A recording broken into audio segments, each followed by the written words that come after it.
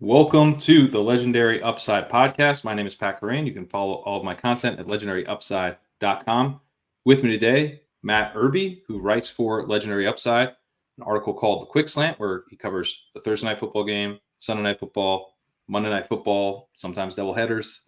Matt, how's it going? Hey, I'm doing pretty good. How you doing? Doing good. Yeah, I'm excited to have this conversation because we're like 8 weeks in. I was realizing that I think only 4 teams have not been on primetime yet, not including the London games. That's crazy.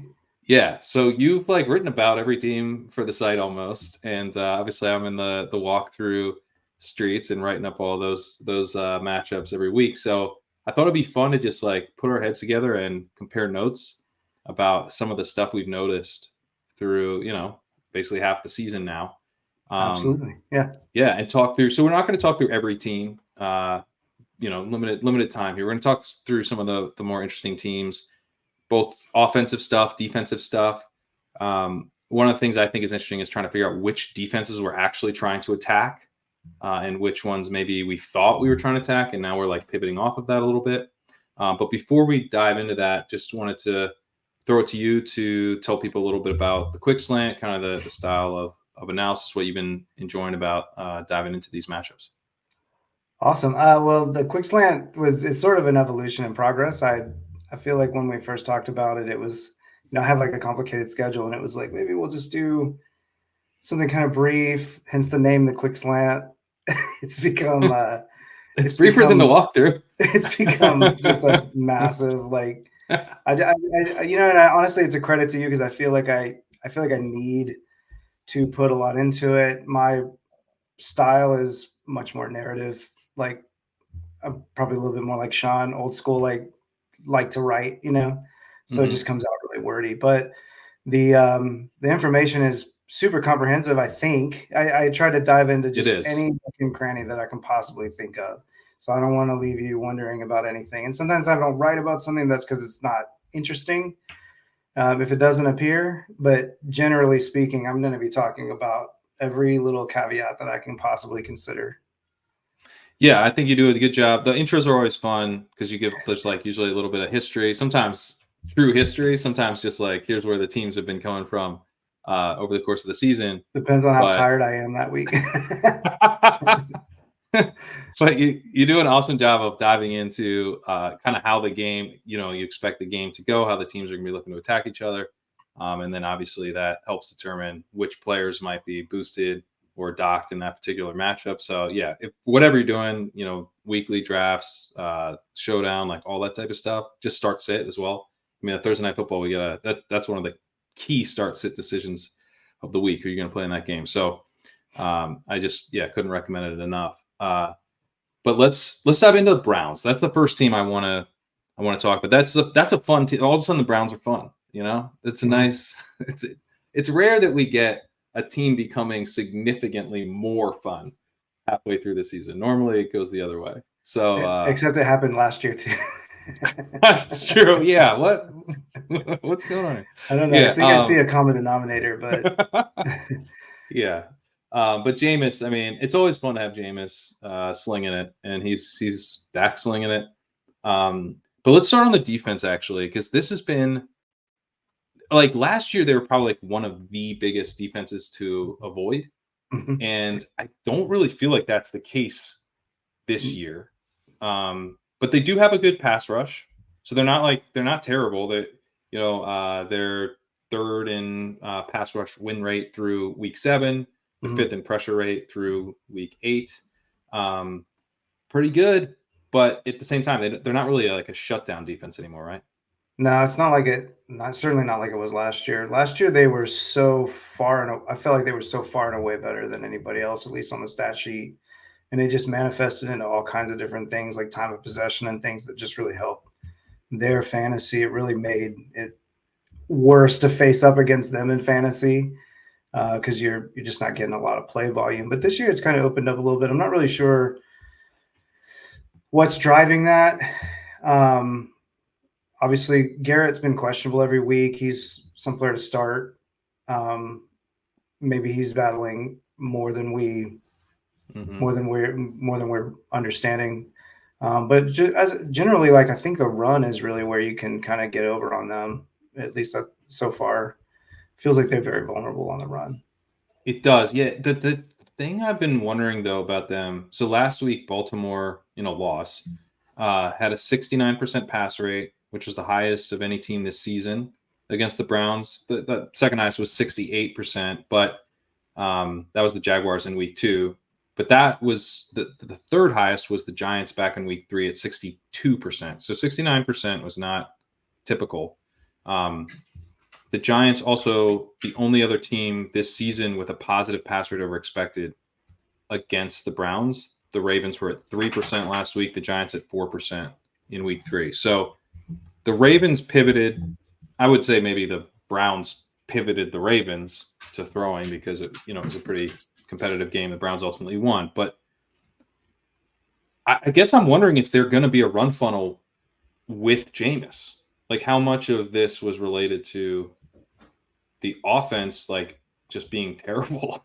Yeah, that makes sense. If you think about it just on a kind of an anecdotal level, if you're ahead in game, we think about this a lot of times when we're streaming defenses. If you're ahead in games, it's a lot easier to get better pressure. You just have a lot more third and long and stuff that you can exploit. Yeah. If you're behind in games, if you're a sitting duck that can't keep drives alive and you're not getting downfield, you're not scoring touchdowns frequently, then it's going to be tempting for another team to attack you on the ground. So maybe that is part of what's been happening. Their offense has just been so abysmal. Maybe teams just don't feel like they have the need to challenge Myles Garrett and company, Yeah, and the Browns are 30th in coverage grade this season. So they're allowing explosive. They're preventing explosive plays at the 21st highest rate. So they are susceptible, not extremely susceptible. They're 20th in EPA per drop back. So I guess this is like kind of a half baked thought, but as the Browns, but hopefully as the Browns become competent, pretty consistently on offense, I guess I would not be afraid of the Browns pass defense at this point going forward. That's like that's kind of what I'm thinking. Yeah, it certainly is a theory. It's kind of in the watch phase, I guess. You have to kind of just see. Well, we're marking, we're putting a pin in it. We're going to observe it. I honestly, if that's true, I don't fear them in any real capacity. Now they lost Owusu Koromoa this week. That seems pretty significant. I don't know. It just doesn't seem the same all the way across the board, What about on offense? What are your impressions of the Jameis Winston show at this point? Well, I would begin by saying it's going to be way better. I kind of think it's like changing a bad spark plug. You not only does the quarterback look better, but all the parts look better. You see this immediate opening up of everything, and it's something that happened last year as well. So, like I was saying earlier, it does seem like there's a common denominator when Watson's in there, or Thompson Robinson, or PJ Walker. But when you get one of these veteran quarterbacks that's got a lot of starts under their belt, they seem to just come right in and it just runs like a well-oiled machine. And we think a lot of Stefanski in general. We have to remember he came from good stock. He's got a really incredible reputation. He's an Ivy Leaguer. He's got a lot of really good things in his bag, and he's a very well-respected play caller. And so it just didn't make sense that it wasn't working, bringing this quarterback that has historically been elite before he got there, and you just assumed it would work. But for some reason, it just doesn't mesh. I don't know if it's probably systematic, something about the way Watson plays versus the way Stefanski demands his quarterbacks to play. And it's something that seems to jive better with these other quarterbacks. But I just think like we do need to remember that it is Jameis and this happens. So we'll get the good. He'll tear your heart out next week too, but there will be these moments like the touchdown to Tillman was a rope and it split two defenders. It was a beautiful pass. It took a lot of natural ability to get that. It was a lot of arm strength and accuracy involved in that throw, and he nailed it. And he'll do that because he does have a tremendous arm. So if he is reading and responding properly, he's making the right decisions. He is going to put up big numbers sometimes, but he's also going to rip your heart out one week.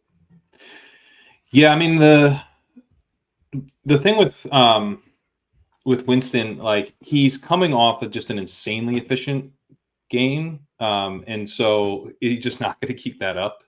But at the same time, it's just so bullish to get some efficiency from a quarterback, even just for a spike week. It just feels so great, and it's nice to know that exists, even if it's not going to be an every week thing. The other thing I would note with the Browns is that they at times were pretty pass heavy this season with Deshaun Watson. And that's, with Ken Dorsey as the new OC. Ken Dorsey was passing a ton with the Bills, like to the point that kind of got him fired. But he had pass rates over expected of 5%, 7%, and 6% in weeks 3, 4, and 5. Then he started going pretty negative against the Commanders. They dropped down on first down to minus 18% against the Commanders. They're at minus 4 overall. They're at minus 6 overall against the Eagles the following week. But against the Bengals, they opened things back up 2 weeks ago. 5% overall, 15% pass rate over expected on first down, showing that they wanted to pass in those neutral situations, which I love to see. And then last week, 5% and 14%. They had a 66% pass rate with a 61% expected pass rate last week. That, like, all of this is pretty, like, okay, the way I see that is we have this team that was trying to be pass heavy. They were like, this is not working. We have to stop doing this. And then they switch quarterbacks, and now they're back to being pass heavy. Like, we don't have many pass heavy teams in the league this year. Yeah, most teams have. And they did that last year as well. I'm sorry. They did that last year as well, and they also played very fast. And I don't know how much that'll change switching from Stefanski to Dorsey. But last year I believe they ran they had the highest play volume of any team, and they ran at least in the top 5 or so in like neutral script, seconds to snap, stuff like that. So they were definitely an offense that wanted to do these things as well last year. And as soon as Flacco got in there, they also went pretty pass heavy. It's a good point. Like with Flacco, like we saw this happen. We saw this team, like as much as it can sort of feel like it'll be a mirage, like Jameis is really going to be lighting the world on fire every week. Like, I mean, we did see Flacco just like really help change this team a year ago. Yeah, and in Flacco, you have to remember where like Flacco came from. Like, we really didn't think of it. He wasn't like a fantasy producer. He was that guy that you draft last. He's like a late round quarterback that you stream him. He obviously some of that is systematic as well. One thing that's really interesting with him, and this is why we don't read too much into where people throw in the field. He led the league in throws to the middle of the field when he was with Baltimore, like multiple times. Last year, he had a low rate to the middle of the field. He was thrown to the outside. So he's just he's a veteran that's going to take what's open, what's out there. I think what's interesting though is Winston is somebody who has put up a lot of fantasy numbers in the past. It's kind of exciting to think about, what he could bring with all of those settings dialed the way that you're talking about.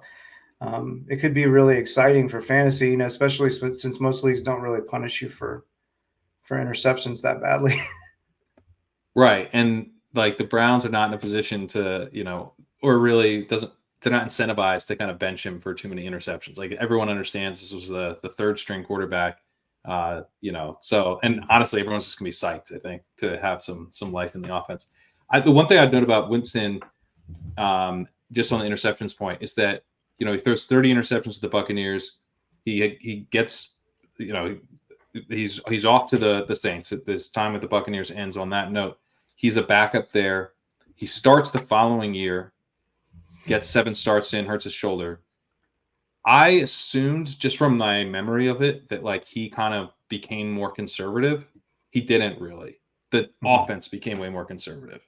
he was like, if you look at like deep pass rate and stuff, he did drop a little, but he didn't like change who he was. He was still throwing deep, like a fair amount. And what really changed was that he came from this Buccaneers team that was very willing to like get into shootouts and went to the Saints team that was just trying to like hide the quarterback. If he's on a Browns team that is willing to get into shootouts, like I'm not saying we're going to get 2019 Jameis, but like it's possible. Yeah. It's pretty fun. That was, I mean, even with like no running production, that was top 5 PPR production.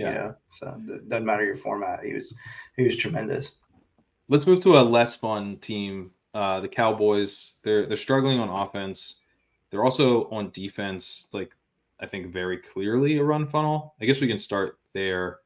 In addition to like their defense has struggled all season to stop the run, but then now they've lost Parsons injury. They had another injury. DeMarcus Lawrence. Yeah, thank you. So I mean, the offense or the defense overall is just not going to be very good. But Cowboys are dead last in EPA per rush. They're 31st in success rate allowed. They're 32nd in PFF's run grades on defense. And teams are averaging a 52% pass rate against them, which is wildly low. So thoughts on like, I mean, I guess what I would, do you have any pushback on just underlining this matchup is like, you got to start your running backs against the Cowboys. You do. I was actually I believed that Mason was going to get a farewell tour last night. I guess his health was worse than we anticipated, but part of the thing is if you give a lot of coaches, play callers the opportunity to just run on you and you just don't offer any resistance, they're just going to do it.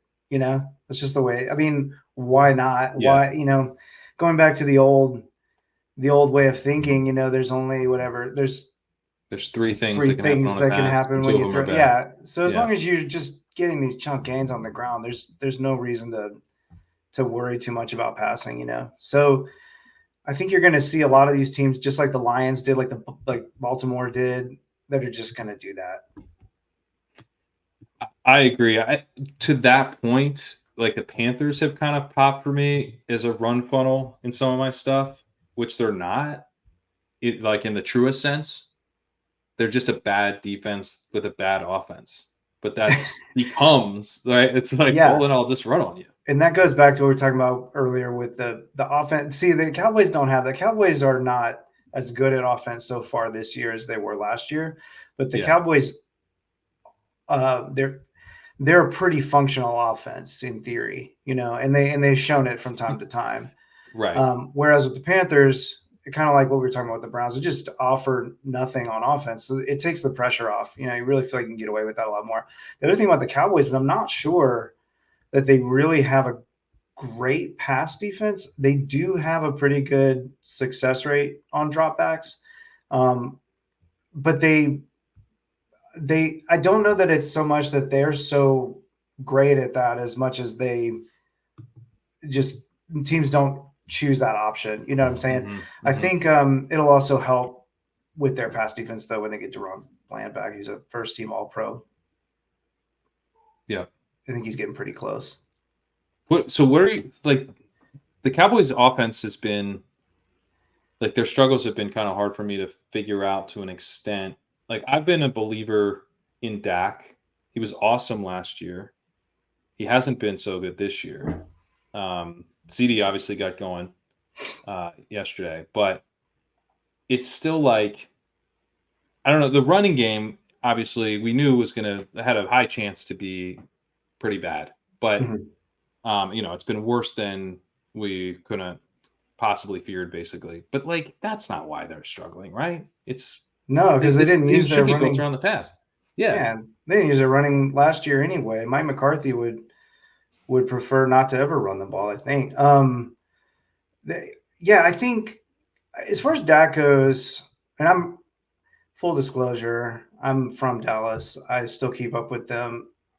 I've followed them for a long time, and I feel like Dak has just kind of always been streaky, you know. Mhm. And I just chalk it up to I do think he probably gets in his own head a little bit, and that could be happening to some degree. Might be wearing too much. That's all getting into like narrative street, you know.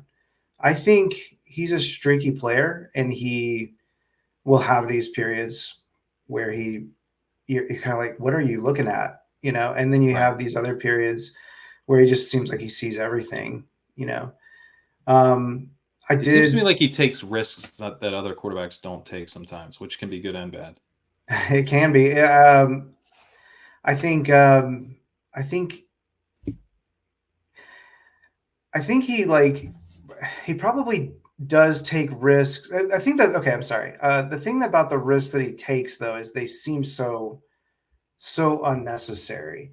If Mm. you even look at the game last night, there were just these periods where you've got all the time in the world. You've got a lead. You're actually winning for a period against this team that's just been your albatross, and you just make this like incredible error that when you see it back on replay, you're just like, what? How could anybody even see that and be at this level? And that's it's like a worse kind of error in a way, you know. So it really stands out, and he also chooses these really terrible times to make them as well. Mhm. So it just really stands out. I Obviously he's gone through phases. Like 2 years ago, he had so many interceptions. Last year, he really didn't have. He had a great touchdown to interception rate last year. He seems like he's reverting back to 2 years ago again. You know, he's just I don't know. He's just kind of always been like this. The this just reminded me. You wrote up in the game that's currently playing. You were writing about fantasy points over expected. Just wanted to kind of get you to share the tidbit that you wrote up about Daniel Jones, because uh, you've done some really good stuff in the quick slant with touchdown, like the simple model with touchdowns to kind of help project potential regression there. I want Mhm. to get your thoughts on that, but also just like Daniel Jones' expected points versus his FPO. If you could share fantasy points over expected is FPO. If you Yeah. could share that one. So what I was talking about with them for this write up was they have. Well, first of all, he is a good runner. We got to give him credit for that. So that's always going to translate to better expected points to begin with. You're already like you're taking your base rate up almost, you know. But then they've actually spent such a large percentage of their games either in a neutral script or losing by a lot. They haven't spent a lot of time from ahead. And when they, just like any team, when they're losing by a lot, their pass rate goes up. Some teams get more aggressive than others. They're not super aggressive in that way, but they've just spent so much time in that state at that advanced rate. So between that and them having played all their games, his expected points is very high. Did I have was it second going into this game? Is that I right? think, I yeah, it was think it very was high. second or third. It Yeah. was incredibly high. And yet his PPR, you know, expected points are going into that calculation, you know, and his PPR is still just 21st going into that game, that's which that's that why it should jumped never out to me. be. Yeah. Yeah, it should No. never be. If you're that high in expected points, you're Se- Second highest in expected points. I just double checked. yeah. 21st in PPR. Yeah, if you're that high, it shouldn't be that way. And that's just because his efficiency is so terrible. And if you look at his efficiency since he's been starting, you know, it's a who's who of the really worst quarterbacks, like Zach Wilson. It's like just everybody that you can think of. Bryce Careful, because Young. Trevor Lawrence is in there. That's true. I mean, Trevor Lawrence, he in his defense, he did a lot of that in the first year. Like FPOE, Okay. if you Okay. Okay. take it in volume, it's just a calculation that keeps either it's ebbing and flowing depending on how well you're doing. And his rookie season under Urban Meyer, he was absolutely dreadful, just one of the worst. And since then, he's been a lot more even keel. Still maybe like a little bit negative lately, but nothing like that. He's a functional starter. Nice. Yeah, but the Jones one jumped out to me. Is there anything? I mean, let's see. Jones currently is thrown for 176 yards, and he's rushed for 0 yards. So not too many fantasy points that were expected tonight. I just saw Tracy just went for a big long touchdown. I didn't see if he caught it or not. I just saw him It run looks down like the it was a field. carry, so Jones doesn't get credit. Yeah. All right, let's move to the Commanders. The Commanders are obviously extremely fun with Jaden Daniels. We're getting Hail Mary touchdowns. Oh, that's amazing.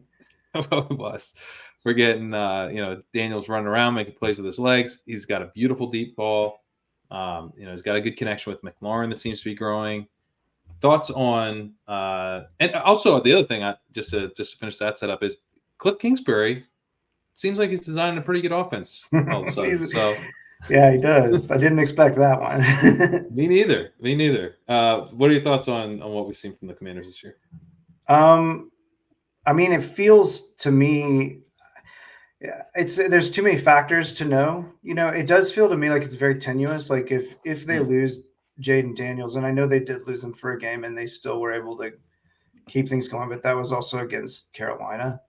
Right. So it always is. Right. It's kind of hard to assess from that standpoint, but I do feel like if almost like he has to be the MVP of the league, almost by like old world rules of like where they were versus where they are. And I think he would be like the first since like Jim Brown, if I'm not mistaken, to win as a rookie. But man, he's definitely in the conversation. He is so good that I've put a lot on him, but we do have to remember it's like a whole new regime. It's, a whole new way of thinking about offense, but so much of the cast around him on offense particularly just hasn't changed. And it's just working so much better with him in there. I know, it's kind of wild. And I mean, it's in addition to him, so he's scrambling. He's got 39 scramble yards a game, which is awesome. That's great for fantasy, obviously. But like the offense, it seems well designed. He's got 31% play action rate, which is kind of exactly what you'd want. You'd want a high play action rate with this guy. He's attacking deep pretty regularly. One thing I noticed early on was he wasn't actually throwing deep that much. They seem to be throwing deep a lot more often now, which again, like if you got a rookie quarterback, he's showing signs of progress. You're kind of continuing to open up the offense as you go. That seems pretty sharp to me. Yeah, it feels like that's a natural thing. I don't have any data to back that up, but it feels like that's something that happens frequently. Yeah, and now you're getting – so last week they went – this is against the Bears, who have a really good defense. They were actually pretty aggressive in that game. They had a 3% pass rate over expected, 4% on 1st and 10, ended up with a 64% pass rate, which isn't super high, but this is, back and forth game that they end up winning on a Hail Mary, but, it's a competitive game, and they had a 62% expected pass rate. I was thinking, like, they're not going to be, Jaden Daniels is a game time decision. Like, they're going to try to run the ball as much as they can. And the Bears were actually quite run heavy on the other side of the game, so they could have gotten away with that. I think pretty encouraging that they put it on Daniels a little bit. Yeah, and also the Bears run defense is theoretically their weakness, although I don't think it's weak. It's kind of more in the middle. But right. Yeah, it did feel a little surprising but I think that's how much confidence they have in him, and why not? I mean, the guy's playing amazing. He's just been amazing. What about on defense with the Commanders? Because they have been like theoretically someone to target, but it feels like it has not worked recently to target them, especially through the air. Mm-hmm. And I'm also noticing, I mean, it's hard not to notice after the Bears did what they did. The Commanders, they have a 57% pass rate against them. They have a -7% pass rate over expected against them.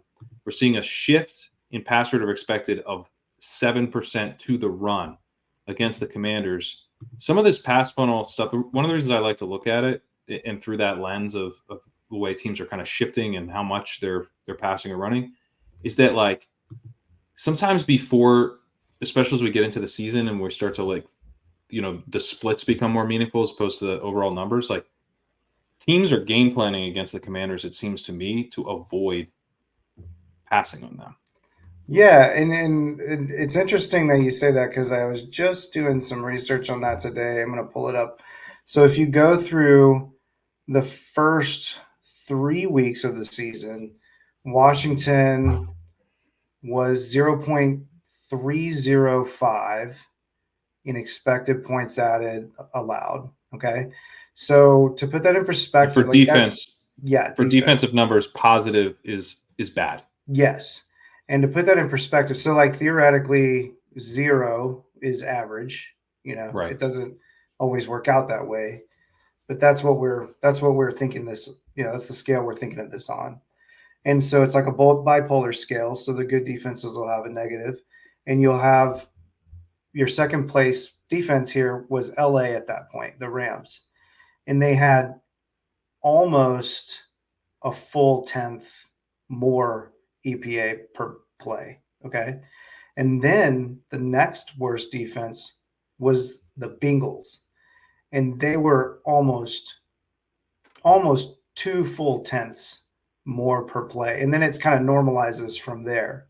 So they were not only bad at that point, they were like real bad. Right. And they were worse through the air at that time. If you go back though from the last 4 games, hold on one second.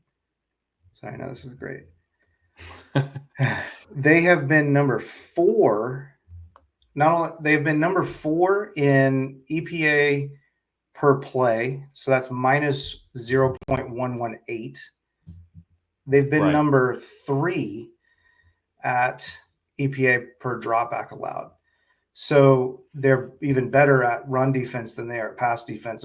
And so it's been a complete shift. I feel like we should really adjust the way that we think about them. They've made a monumental climb. They're still only at 22 overall in EPA per play. So you'll see that number and you'll be like, oh, that's a bad defense. But if you see the full context, and we have to remember that their coach is Dan Quinn, the defensive coordinator for the Legion of Boom, who left Dallas, and they went from being a really good defense to being a really bad one. I know there's a lot more nuance to that, but I mean, he's a very sharp defensive mind, and he's overseeing the whole operation. So that's pretty compelling to me that they're probably a defense that by the end of the year we're going to think of them probably more as like a defense to avoid than a defense to target. I think you're right. It almost reminds me of the Broncos last year, who were like getting, they had the Dolphins game, and it's like, but doing it week to week, the Broncos became a team that was like they went from a target to not a target to like kind of an avoid by the end of the season last year. And we might be getting to that point with the Commanders. It's weird with them and their secondary. Like obviously the pass defense is not just the secondary, but they do have some pretty good players up front. But in their secondary, it just looks. You look at the names; it's kind of a no-name defense. And then one of their best defensive backs last year was Cam Curl, and he left. And so you're just kind of looking at these names, and you're kind of thinking these guys are exploitable. But it's also possible that they're very young. It's very possible that they're just getting better too. Yep. Caleb Williams, I've been noting, has been really improving over the season. He started out in EPA per play. He was in 9th percentile and 14th percentile in his first 2 weeks, then jumped to 35th percentile and 56th percentile in the following 2 weeks. And then in the next 2 weeks after that, 91st and 95th percentile. So everything's looking great. He dropped down to the 11th percentile against the Commanders last week. It was his second worst game of the entire season in EPA per play, and barely better than his worst season or his worst game of the season against the Titans.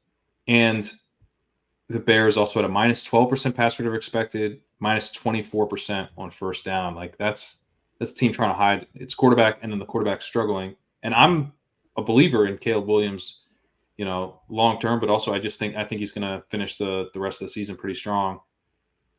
I agree. He just came off a stinker against his defense. I agree that he's going to get better, and you can see it. I always say don't trust my eyes because that's when I trip up is when I try to play film bro. But I feel like you can just see that there's a change from where he was to start the year to where he is now. But also, Yeah. just to push back a little, I was skeptical of the rise because it came against Mm-hmm. Carolina and Jacksonville, and I It mean came we're against talking, really soft matchups. Yeah. yeah, exactly. Yeah. And so I didn't expect this from Washington, but I did hear people talking about it like a kind of a matchup to target as he came back, and I was I don't know, I was a little skeptical of that, so I wasn't super surprised that Yeah. it didn't work out as great as we had hoped. It feels like one of those classic NFL things where it's like quarterback who got kind of overrated by soft matchups, defense that we have been too hard on, and then like a lot of noise. And it's like so it's like what should have happened is that he should have fallen to like 50th percentile kind of, but it's the NFL, so he was like horrible. So now we're gonna overreact the other way maybe, but I do think it just helps. It definitely strengthens the case so that the Commanders are, definitely at least not someone to target on defense maybe at this But point. I'm not at the same time. I'm not running from Caleb either. I do think that he's getting better. Me neither. Yeah. Let's talk the Ravens. Another one of these teams that I think is both interesting on offense and defense.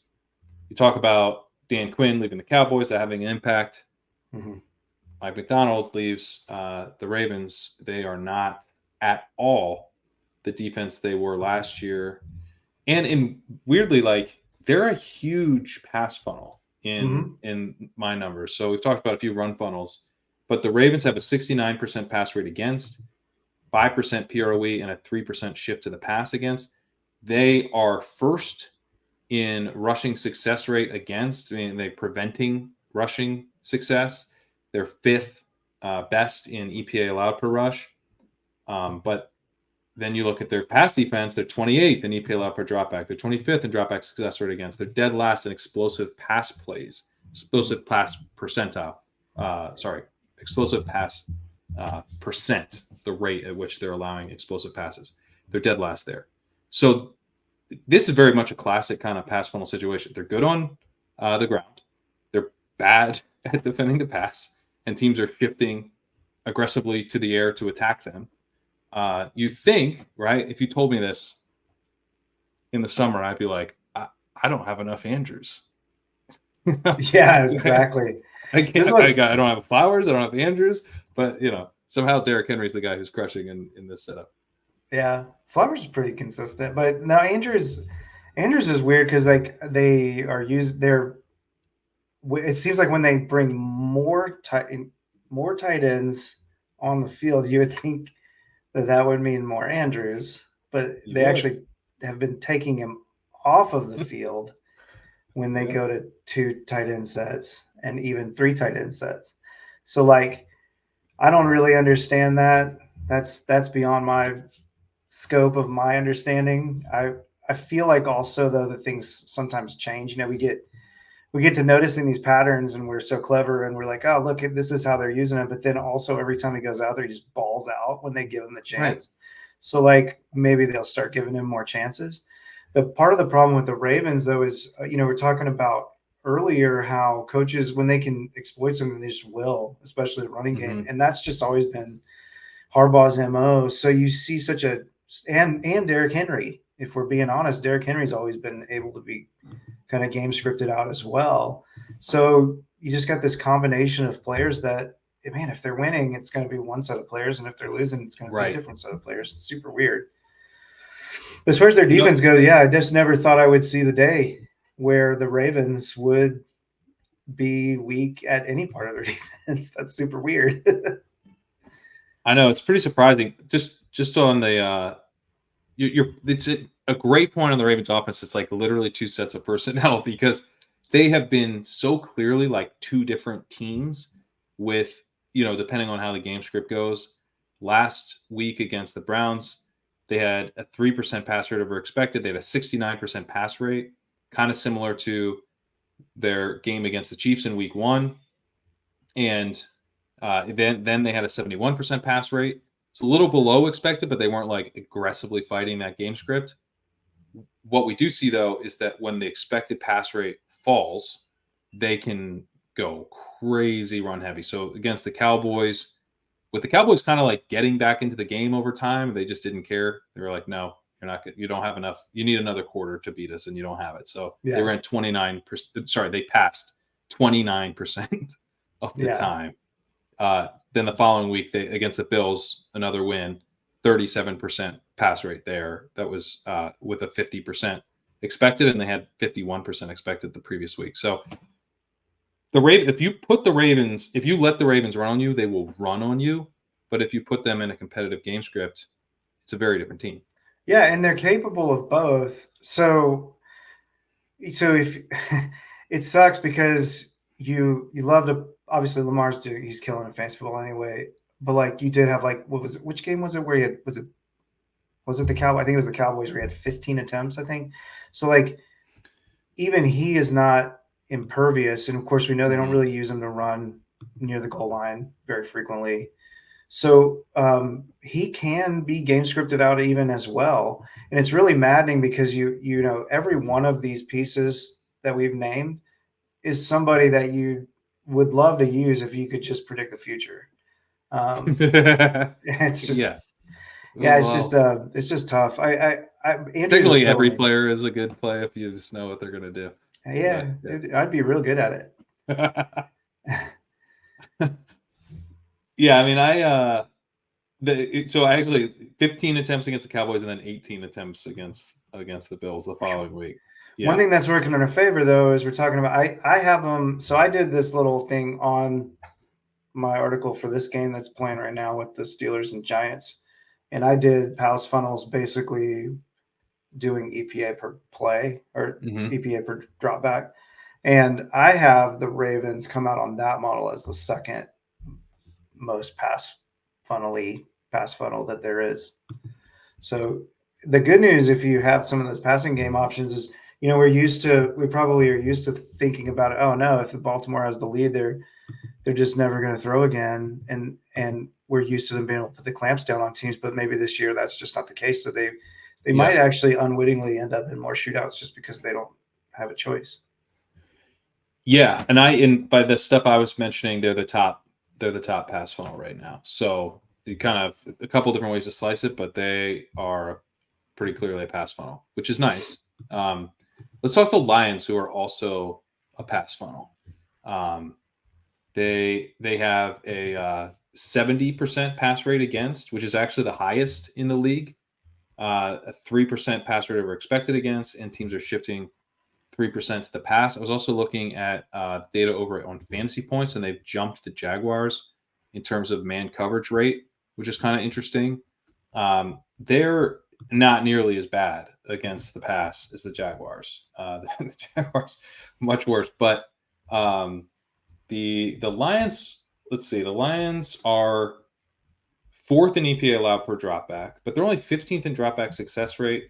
The pass rush obviously took a huge hit with Aiden Hutchinson out, and they're pretty good against the run. So it seems like the best way to attack at this point, especially with Hutchinson gone, is to attack through the air. But then the other thing is the Lions are going to put up points against you. You know, it's kind of like we would see the Chiefs and the Bills when they used to pass, they would kind of get passed on as well because like going in, like, okay, like we're going to have to put up points against Mahomes. It's a shame this is no longer true, but the Lions are kind of that team now, right? Like the Lions are going to put up points. Like David Montgomery might throw for a touchdown against you. You know, you're going to have to put up points on the other side. They might put up 250 special teams yards on you. Yeah, that's true too.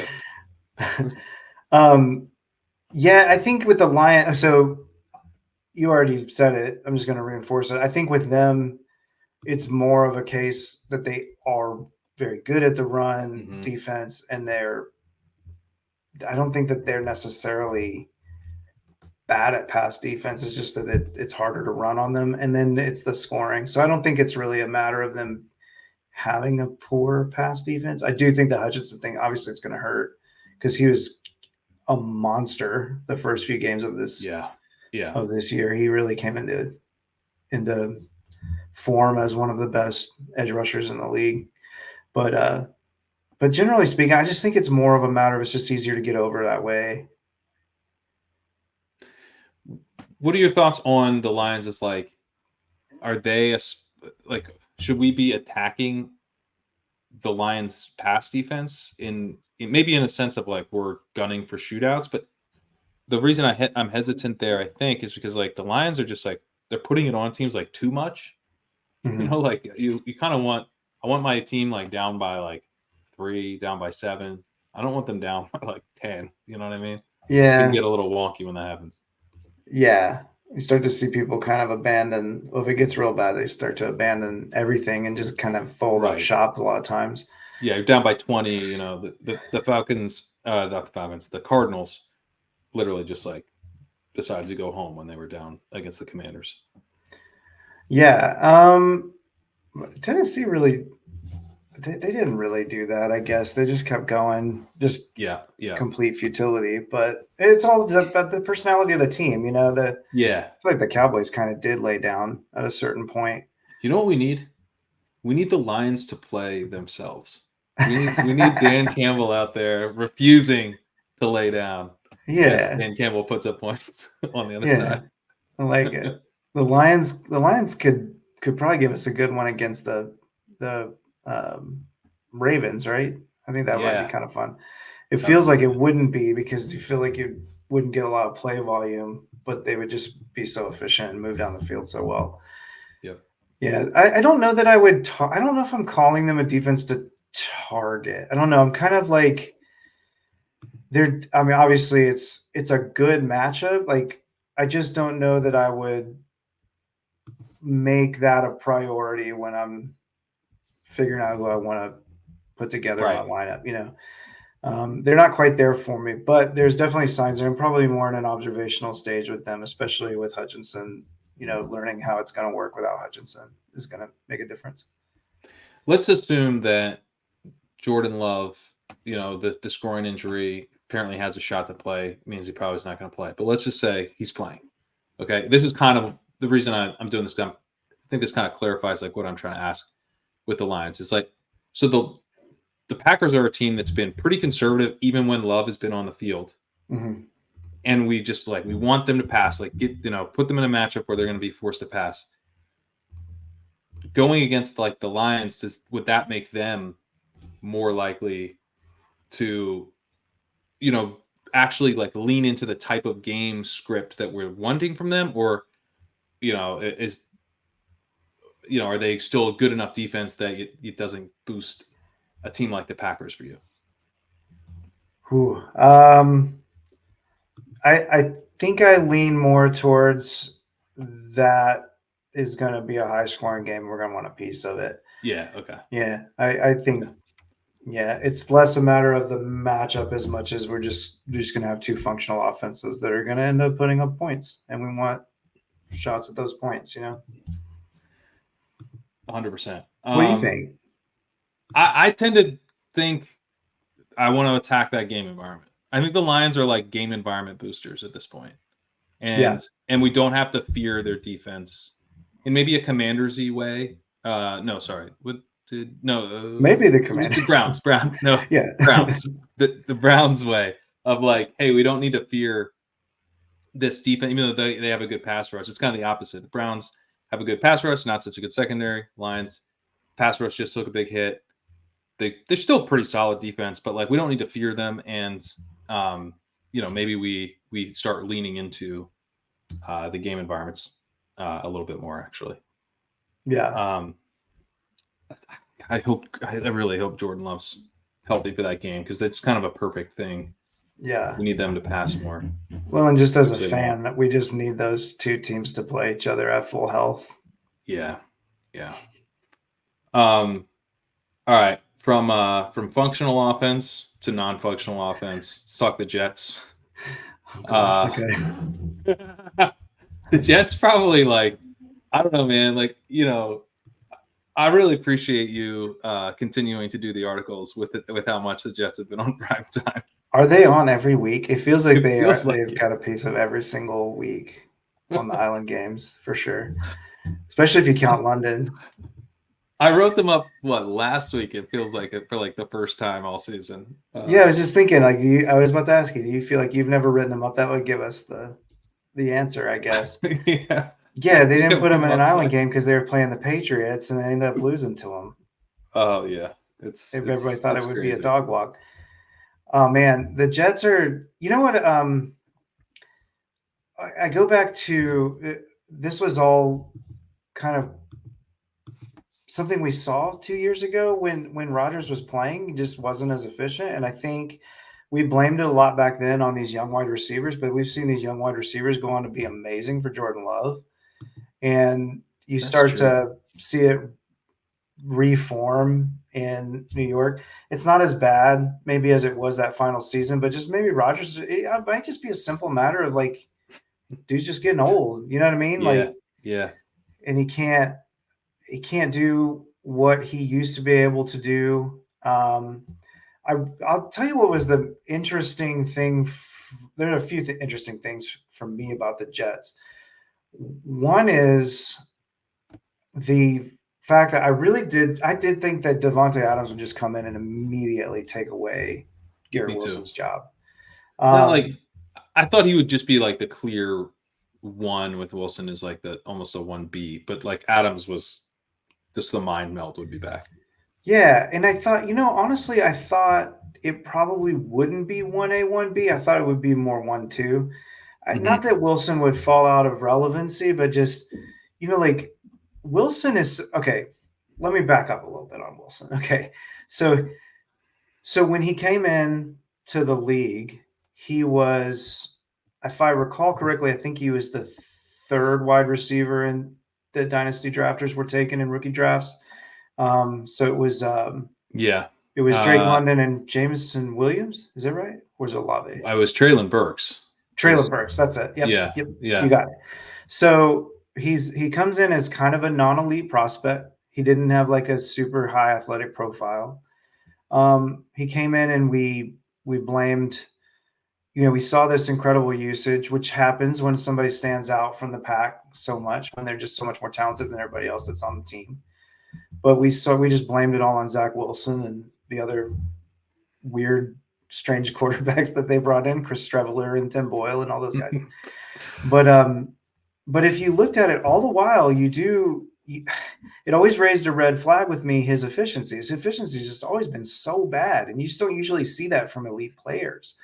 Like elite players produce high FPOE. Usually, one of the first things they'll do is start stacking up like high double-digit FPOE seasons. And Blair even did an article about that this summer, where that was a great indicator, even though it's not as predictive. Like if you do like a correlation study, it's not as predictive, but it's a pattern that you can identify that will happen before all the other stuff happens. You know what I'm saying? Mm-hmm. So anyway, long story short is I've just always had that in my head. And then when he came out this year with Rodgers and he still wasn't quite becoming what we had always hoped, it just stuck in my head. Maybe this guy's a wide receiver too, and we're just trying to make him into a wide receiver one because we want him to be. Somewhere along the way, we let it shift in our brain that he was supposed to be some elite prospect. And I think when Adams came in, I really just assumed, oh, this is an elite wide receiver, and he just led the league in market share last year. He's still an elite target earner even at his age. I just assumed he would come in with the mind meld and see you, Garrett Wilson. You're getting the Jalen Waddle treatment. Mm-hmm. But maybe what it took for him to be a wide receiver one was for everyone to think he was a wide receiver two, and now maybe obviously obviously, and I think I mentioned it in the write-up I did for them right after that trade. But obviously, you always hope when you bring in another star like that it's just going to raise the efficiency of the other players. The rising tide type thing. But I didn't anticipate that. I'm still not totally sold on it, but I do think it's closer. I mean, by now I feel like the most likely scenario is that worst case scenario probably is a 1B and not a 2, So that's good because obviously a lot of people spent first, second round picks on him. And if you're not if you're not getting the kind of market share he was getting and his efficiency doesn't go up, he's not going to pay that ADP off. If he can stay in like wide receiver 2 territory, though, it's at least not a total loss, On the Jets stuff, like, have you noticed anything with their pace? Because Rodgers was famous for slow play. I've been surprised. Yeah, they've kept. I don't have it right in front of me, but I have noticed that they run a lot faster. And let's see, I did have their pass rate over. Do you have that on you? They've been among the lead. Yeah, their pass rate over expected has been among the lead leaders, if I'm not mistaken.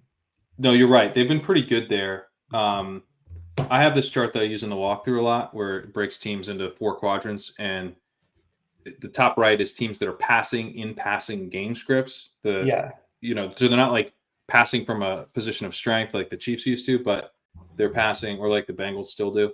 But they're in shootout script a lot, or at least high pass rate script, and they're willing to lean into it. And the Jets are one of those teams this year. They're not like super aggressive, but they're willing to pass. They have a 2% pass rate over expected, 67% pass rate, 65% expected pass rate. So, and they're dead even. Fifth in PROE. Yeah, that's pretty good. But yeah, their pace stuff, like they were always like Aaron Rodgers. I mean, literally, you could go back just year after year after year, always dead last in seconds to snap. And like he still had some excellent seasons, MVP. He's got all these MVPs and everything. Like he's putting up these tremendous numbers from that. And so you kind of think of it like, well, he's probably it's the pre-snap read and the put this guy here and the Omaha and all the stuff or whatever, and so green 18. Gotcha. Yeah. But he's in a. I definitely assumed it would repeat, especially got like a defensive head coach, and the kind of same thing where you don't have a lot of passing game weapons to start the year, but you have this incredible running game at your disposal theoretically. I definitely thought they would be one of the slowest offenses. I am not going to lie, definitely broke some ties, like Brees and Bijan, based specifically on that, because I thought they would be so slow. But they're, what are they? I think they're like top 10. They have a 28.4 neutral script seconds to snap, which looks like 10th in the league. Okay, that's interesting. Yeah, pretty fast. That is interesting. On defense, the Jets are not like dominant.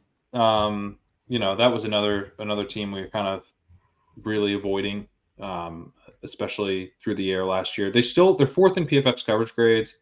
They're 2nd in dropback success rates. They are a good pass defense. Still, the pass rush is not particularly impressive. 24th in pass rush win rate. They are 6th in pressure rate, but the time to pressure is 23rd. They're not like disrupting at the high. They're not as effective at pressuring as they were last year. They are still good in coverage, but then on the run or against the run, that's starting to look like a real weakness for them. 24th in rushing success rate, 22nd EPL upper rush. So they would be like another run funnel defense, I would say. Absolutely. And right now they're battling, if I'm not mistaken, they're battling some injuries in the secondary. Is that right? I think DJ Reed might have missed last week, if I'm not mistaken. But then you got Hassan Reddick coming in.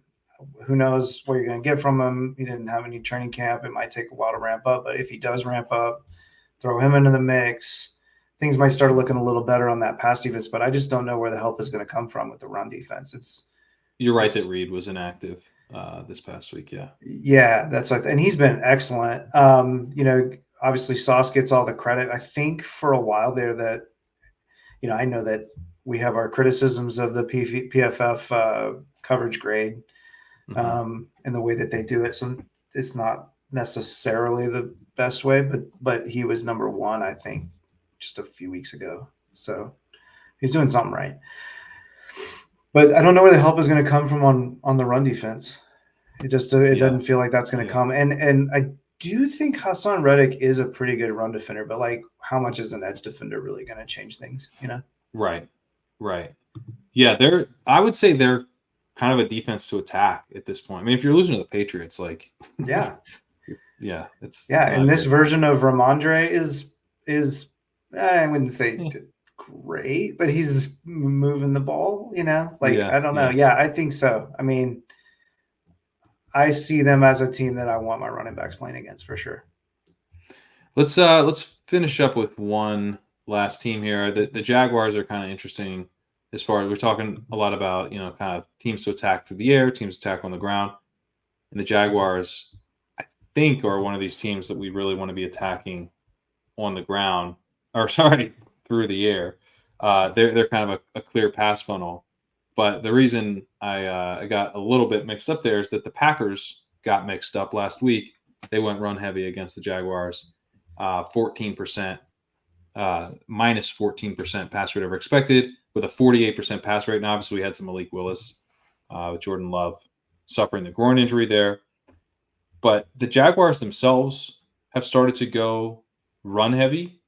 They're like kind of really leaning on the run in recent weeks. I was, I want to see all the Drake May that I can. And 2 weeks ago in London, I was pretty tilted by the fact that Jaguars had a 37% pass rate. They were just like, you're not seeing any May in the second half. Yeah. I think they ran 19 times. 19 straight. Yeah. Like it's crazy. Michigan versus Penn State. yeah. And then this past week, they had a minus 15% PROE on 1st and 10. So I'm like starting to wonder with the Jaguars, like, do they see it as an advantage? Because they know that teams are going to attack them through the air. It's okay. It's better to be a run funnel than a pass funnel. You don't want teams just going, we can put up points in the most efficient way possible against this defense. Like, I wonder if the Jaguars might be kind of shifting their identity a little bit, which would help limit time of possession against them. Maybe that's definitely like kind of an old school way of thinking, right? Like, we're going to shorten the game, and and sometimes these coaches, that we get lost in the soup of these numbers or whatever. And sometimes they just make it so simple in their brains, like, we're worse than this team. Let's not give them as many chances as we can. Let's mitigate how good they are by keeping them off the field. And I do think, though. Okay, so going back to the first thing, I think that Jordan Love was far more hurt from earlier in the game. So he wasn't this is kind of drawing a straight line A to B, but like, he probably wasn't as effective. I think once Malik Willis goes in, the response is always to just turn into a service academy. Right. And so you saw that. We also saw, if I'm not mistaken, the return of Oluokun, and he is, if I'm not mistaken, I think he's one of the best coverage linebackers in the game. So that could have had something to do with it.